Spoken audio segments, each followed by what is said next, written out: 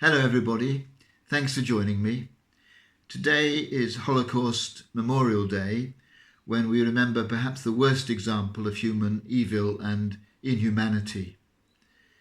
The details of what happened in the concentration camps are well documented and we know about it.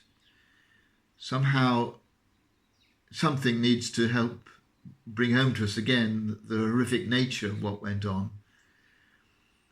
And I remember watching some years ago a film called Shoah, which contained interviews with people who were imprisoned there or who lived nearby.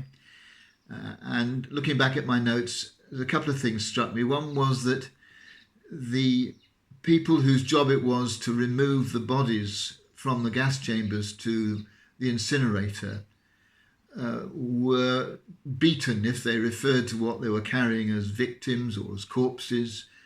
The words that were supposed to be used were the German for doll, or another one was rag. This complete disrespect for the humanity of those who had died.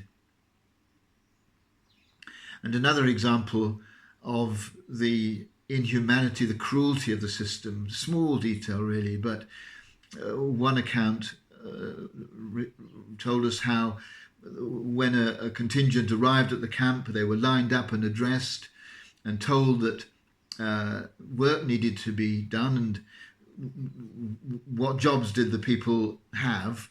And one would say, I was a tailor, and the answer would be, well, we definitely need tailors.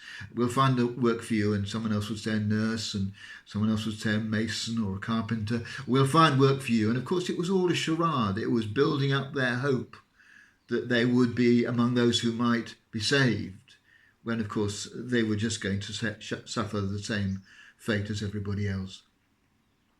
And yet, through the horror of those days, there were occasional glimpses of humanity. For example, there was an interview with one of the farmers whose land was adjacent to the camp, and he described how he would hear the screams every day and said that sadly he got used to it.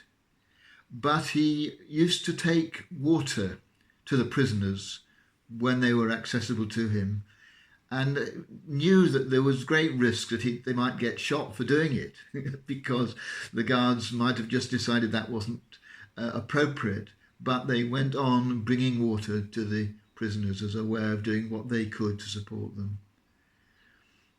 And there was the example, which wasn't in the film but I read elsewhere, of the little girl who saw among the bodies being carted from the gas chamber to the incinerator, the hand just dangling down of her little brother.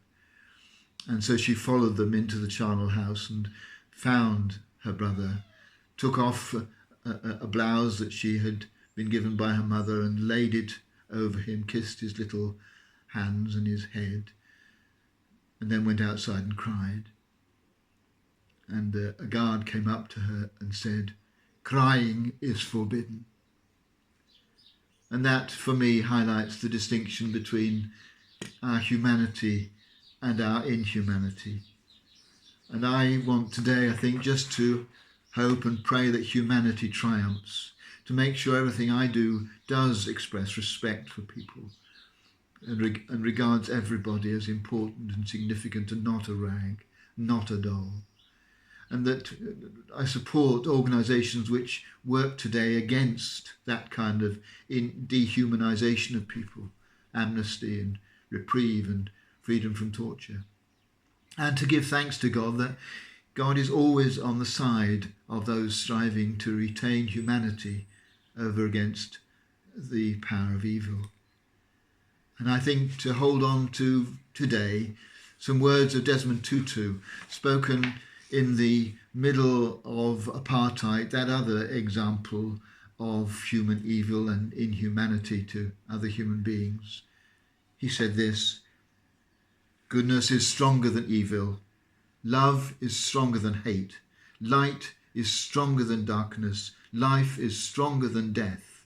Victory is ours through him who loved us." I hope I'm going to cling on to on this Holocaust Memorial Day.